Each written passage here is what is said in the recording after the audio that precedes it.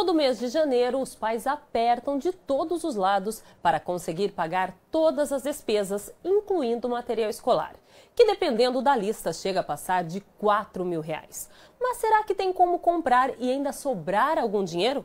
A repórter Cassiane Alves conversou com o coordenador do Procon de Campinas, que deu dicas importantes para que você ainda não foi às compras.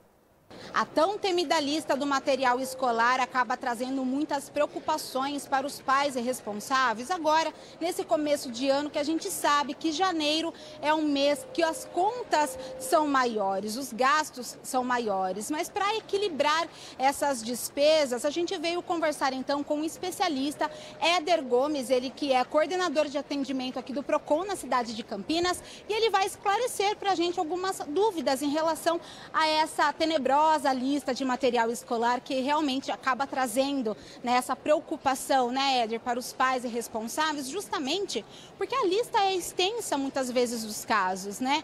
Como equilibrar, então, essa despesa, esse orçamento, já que é obrigatório ou não seguir à risca esses materiais que são exigidos? O consumidor ele tem direito à liberdade de escolha. Então, a recomendação do Procon que ao receber a lista de material que ele faça essa conferência. A lista só poderá conter materiais de conteúdo pedagógico, aqueles materiais de uso coletivo, de uso exclusivo da escola, não deverá constar na lista de materiais. A gente vê, né, geralmente ali na lista, 1.200 folhas sulfites para uma criança de 1 ano, por exemplo. Isso já não é aconselhável porque, na verdade, é coletivo. Então, o pai responsável ele pode optar por não comprar. O consumidor, se ele desconfiar da quantidade ali daquele material, ele deve iniciar então uma conversa com a escola. Reúna os pais, os responsáveis, compareça na escola, porque o diálogo é muito importante. Peça para que seja verificado qual será a finalidade do uso daquele material. Se a escola não apresentar nenhuma resposta para o consumidor, ele tem direito então de registrar essa reclamação. Até porque o consumidor ele é livre para a contratação. Então a escola não pode impor a marca, por exemplo, do material. O consumidor ele pode fazer uma pesquisa prévia para verificar o que cabe no orçamento dele. Então, desconfiou da quantidade, converse com a escola.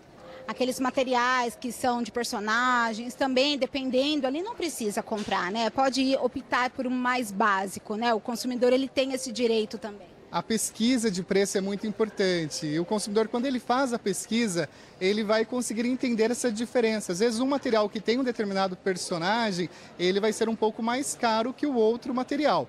Então, ele fazendo essa pesquisa, ele vai conseguir compreender se aquela lista, se aqueles materiais realmente entrarão no seu orçamento familiar. Éder, mesmo porque alguns materiais eles acabam sendo reutilizados, né, do ano anterior, por exemplo, ou se uma família que tem mais de uma criança, mais de um filho, acaba também passando material, é bom também ter esse tipo de conscientização, né? A compra consciente é muito importante. O consumidor, tendo esse cuidado de analisar, de verificar o que pode ser reaproveitado, é até uma recomendação do Procon, né? A compra consciente é essencial, principalmente nos dias de hoje.